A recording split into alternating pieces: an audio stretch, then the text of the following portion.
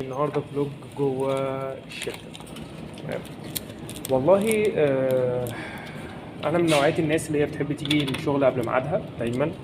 تمام، الحمد لله، ده فضل وتوفيق من ربنا. بحب اجي بقى لميعادي ليه؟ معلش بس عشان بملى ميه ساقعه. ليه؟ عشان حاجتين. الحاجه الاولانيه عشان التكييف طبعا. صراحه بنزل طول النهار في البيت قاعد قدام المروحه لما بنزل.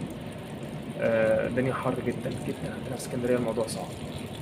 باجي الشركه بقى، سلام، في تكييف، ميه ساقعه، اشرب دلوقتي ميه ساقعه.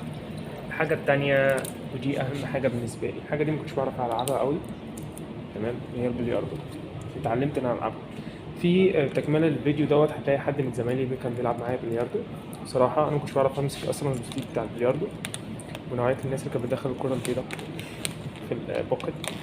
ومره تانية تالتة اتعلمت. آه طب هو ايه بقى اللي انا اتعلمته؟ بص انا اقول لك على حاجه.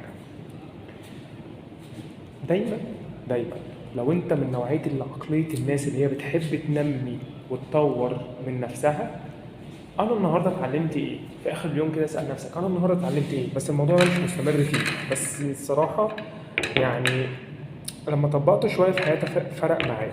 انا النهارده اتعلمت ايه؟ والله اتعلمت كذا، النهارده اتعلمت كذا كذا كذا. تمام.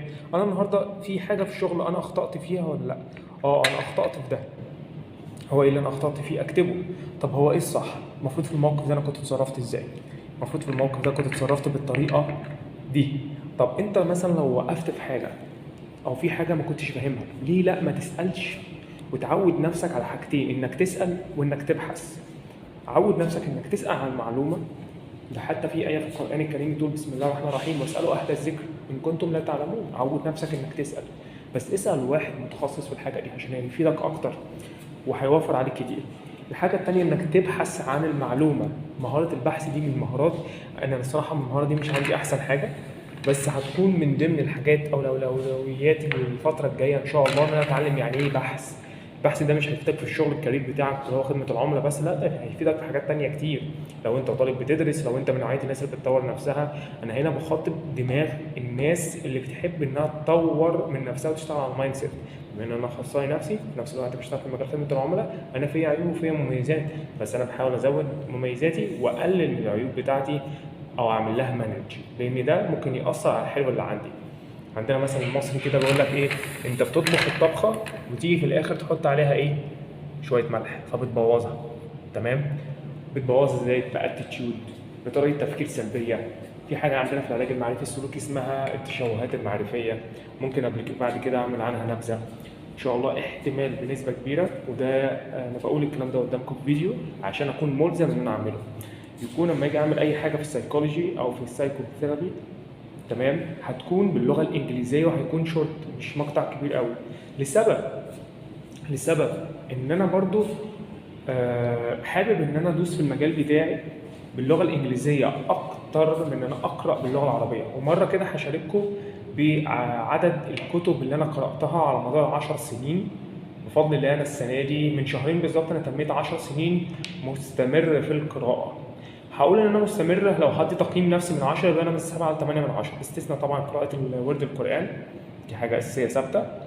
لكن انك تفضل تستمر في القراءه، انا مستواي او هو القراءه عموما غيرت من مستواي. عشان ما اخرجش بس عن وقت الفلوج، الهدف من الفلوج ده حاجتين. الحاجه الاولانيه اخر اليوم اسال نفسك انا اتعلمت ايه النهارده، ولا لو انا اخطات في حاجه فانا اخطات فيها في ايه، وايه الصح المفروض ان انا كنت اعمله، وايه المفروض ان انا احاول ان أنا اعمله. كل ده ورقه وقلم، اسال نفسي انا النهارده اتعلمت ايه.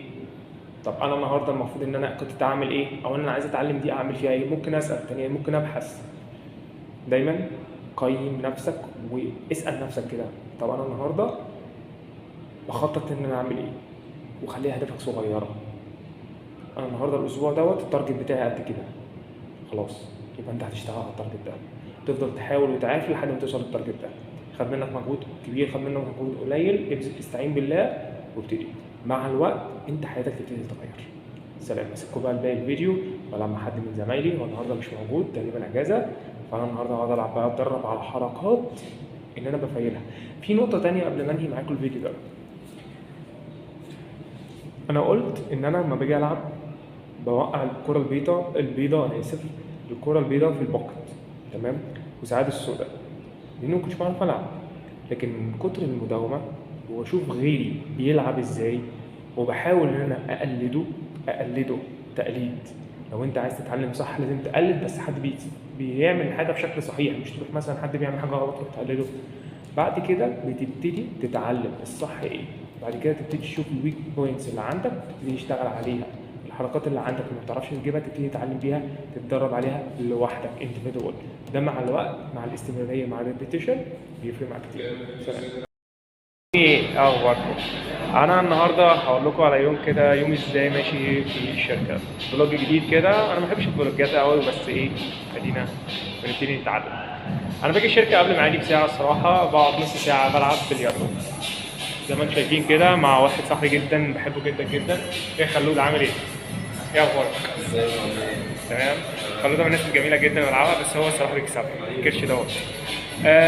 هقول لكم الدنيا ماشيه معايا ازاي، اليوم بيمشي معايا ازاي، ببتدي يومي ازاي. بصراحه انا من نوعيه الناس الكسليه جدا، بس حاجه في اللذيذ كده. بحاول اعمل حاجه عندنا في السيكولوجي او في السايكوثيرابي، خصوصا في لو حد فيكم بيعرف حاجه اسمها الدي بي تي او العلاج الجذري السلوكي، في حاجه اسمها مايندفولنس يعني انت بتركز هنا ودلوقتي.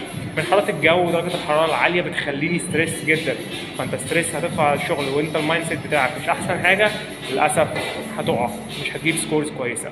فلما تحاول انك تفصل كده والدنيا تبقى معاك في اللذيذ، ده بيديك حافز ان انت تشتغل بشكل كويس.